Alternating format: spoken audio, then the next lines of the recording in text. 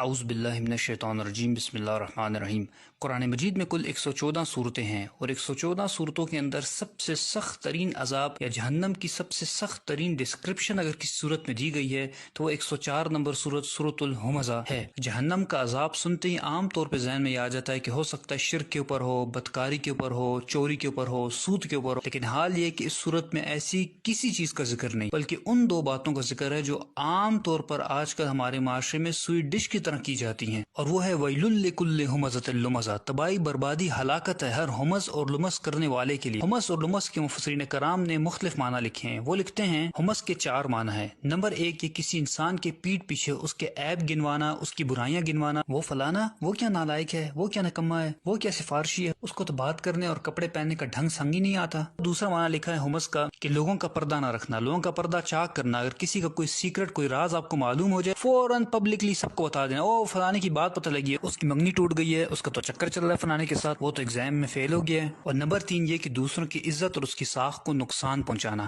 اگر کسی محفل میں کسی کی تعریف ہو رہی ہو تو فوراً سے اس شخص کی کوئی ایسی برائی بیان کر دینا جس سے اس کا امپریشن اس محفل کے اندر خراب ہو جائے۔ یعنی اگر لوگوں کے دلوں میں اس انسان کے لیے محبت ہو، عزت ہو، تو صرف حسد کی بنیاد پر کہ لوگ میری تعریف کیوں نہیں کرے، میرے بچوں کی تعریف کیوں نہیں کرے، اس انسان کی مخالفت شروع کر دینا اور جھوٹی سچی لگا کر لوگوں کے دل اس سے برے کر دینا۔ علامہ آلوسی رحمۃ اللہ لکھتے ہیں کہ جس وقت یہ 3 کام ہوں گے تو اس کا رزلٹ وہ چوتھا کام نکلے گا، اور وہ چوتھا کام کیا ہے؟ الکسر، یعنی توڑنا۔ ان تینوں کاموں کا نتیجہ یہ نکلے گا کہ پھر بعض اوقات رشتہ داری ٹوٹ جائے گی۔ جب آپ ایک انسان کی ہر وقت عیب بیان کریں گے، اس کی کسی برائی پہ پردہ نہیں رکھیں گے، لوگوں کے سامنے ہر وقت اس کا امپریشن خراب کریں گے، تو اس کا خود بخود رزلٹ یہ نکلے گا کہ وہ انسان آپ سے اٹھنا بیٹھنا چھوڑ دے گا اور اس کا سارا گناہ آپ کے اوپر آئے گا۔ چنانچہ رسول اللہ صلی اللہ علیہ وسلم نے ایسے لوگوں کے بارے میں ارشاد فرمایا، مسند احمد کے اندر حدیث شریف ہے، شرار و عباد اللہ، اللہ کی مخلوق میں سب سے بدترین انسان کون ہے؟ المشاؤون بالنمیمہ، جو لوگوں کی پیٹھ پیچھے ان کی برائیاں بیان کرتے ہیں، ان کی چغلیاں کرتے ہیں، والمفرقون بین الاحبہ، اور آپس میں محبت کرنے والوں کے درمیان نفرتیں پیدا کرتے ہیں، ان کے دلوں کو برے کرتے ہیں ایک دوسرے سے برائیاں کر کر کر، والباغون البراء اللعنت، اور بے گناہ اور معصوم لوگوں کو بدنام کرنے کی کوشش کرتے جن کا کوئی قصور نہیں ہوتا، فضول میں ان کی طرف اس قسم کی نسبتیں کرتے ہیں جو کام انہوں نے نہیں کیے ہوتے۔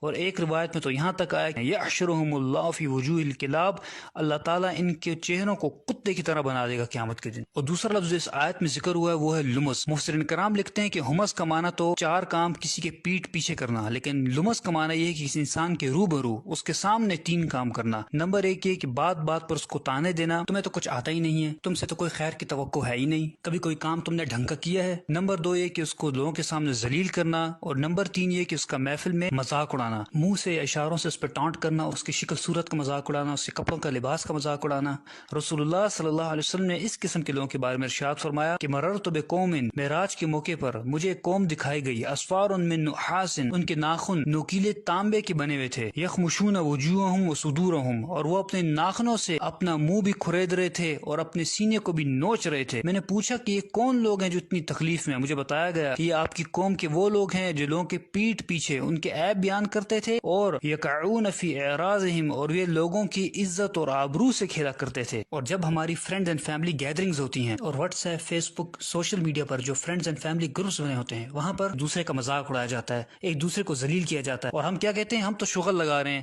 ہم تو کٹ لگا رہے ہیں، لیکن ہمیں اس بات کا بالکل احساس نہیں ہوتا کہ ہم کس طریقے سے ایک انسان کا دل دکھا رہے ہیں، اس کی دل آزاری کر رہے ہیں، اس کا مذاق اڑا رہے ہیں، اس کو ذلیل کر رہے ہیں محفل میں، اور جانتے ہیں کہ اگر آپ ایسا کر رہے ہیں تو آپ کا انجام کیا ہوگا۔ ایسے لوگوں کے بارے میں رسول اللہ صلی اللہ علیہ وسلم نے ارشاد فرمایا کہ ان لوگوں کو جہنم کی ایک وادی میں ڈالا جائے گا جس وادی کا نام ویل ہے، ویل واد فی جہنم، یہ جہنم کی ایک وادی ہے، تعوذ منہ جہنم، اور یہ اتنی خطرناک اور گرم ترین وادی ہے کہ خود جہنم اس سے پناہ مانگتی ہے، کل یوم 70 مرہ، 70 دفعہ جہنم خود پناہ مانگتی ہے اس وادی سے کہ یا اللہ مجھے اس سے پناہ میں رکھ۔ ایسے لوگوں کو اس وادی میں اللہ تعالیٰ ڈالے گا۔ اور امام راضی رحمۃ اللہ لکھتے ہیں کہ یہاں جو ذکر ہوا ہے ویل کا، یہ ویل بیسکلی کیا ہے؟ یہ بدوائیہ کلمات ہیں، اور یہ کس کی طرف سے ہیں؟ جب آپ کسی انسان کی عزت ساخ کو نقصان پہنچاتے ہیں، اس کا مذاق اڑاتے ہیں، تو جو اس کی دل آزاری ہوتی ہے اور وہ جو دل سے بدوا نکلتی ہے، یہاں اس کا ذکر ہے۔ دوسرا معنی وہ لکھتے ہیں کہ یہاں ویل سے مراد ہے کہ اللہ تعالیٰ آپ کو بدوا دے رہے ہیں، آپ یہ کام کر رہے ہیں، ویل لکل ہمزۃ لمزہ، آپ سوچ لیں کہ اللہ تعالیٰ فرما رہا ہے کہ تو تباہ برباد ہو جائے، تو اس قسم کے کام کرتا ہے، تو ایسے انسان کو کیا دنیا میں ملنے والا ہے اور کیا آخرت میں ملنے والا ہے۔ اور اب یہاں اس نفسیات کو بھی سمجھ لیجئے کہ یہ کام کرتے کون لوگ ہیں۔ تو اس آیت میں آگے اللہ تعالیٰ نے فرما دیا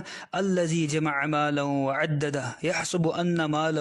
اخلدہ، وہ لوگ جو مال مال جمع کر کر کے رکھتے ہیں اور سمجھتے ہیں کہ ان کا مال باقی رہے گا. یعنی کیا معنی ہوا؟ معنی یہ ہوا کہ وہ لوگ جو آپ کے فرینڈز فیملی سرکل کے اندر آپ کے مقابلے میں اسٹیٹس میں زیادہ ہیں، تعلیم میں زیادہ ہیں، مال و دولت میں زیادہ ہیں، ان کا بیک گراؤنڈ زیادہ مضبوط ہے، تو پھر ایسے لوگ خود بخود اپنے آپ کو سپیریئر سمجھتے ہیں. جب یہ سپیریئر سمجھتے ہیں تو پھر یہ آپ کو حقیر سمجھتے ہیں اور آپ کو ذلیل کرتے ہیں، آپ کا مذاق اڑاتے ہیں. اور معذرت کے ساتھ ان لوگوں سے زیادہ قصور ان لوگوں کا جو لوگ ان کے اندر گھسے بیٹھے رہتے ہیں ہر وقت، جو ان کو ہر چیز میں اپنا بڑا بناتے ہیں. جب یہ لوگ ان کو بڑا بناتے ہیں تو ان کو موقع ملتا ہے کہ اس قسم کے کام کرتے ہیں. اور امام رازی رحمۃ اللہ علیہ ان پالشی اور چاپلوس قسم کے لوگوں کے بارے میں لکھتے ہیں کہ جس وقت ان امیر لوگوں سے یہ اٹھ کر جاتے ہیں تو یہ امیر لوگ ان کے پیچھے بھی ہنستے ہیں، اور یہی ان کی سزا کے لیے کافی ہے. اور یاد رکھیں کہ یہ دنیا میں سزا ہے، لیکن آخرت میں ان کو بھی اتنی ہی سزا ملے گی جتنا کہ مذاق اڑانے والے امیر لوگوں کو سزا ملے گی. اور آخر میں اللہ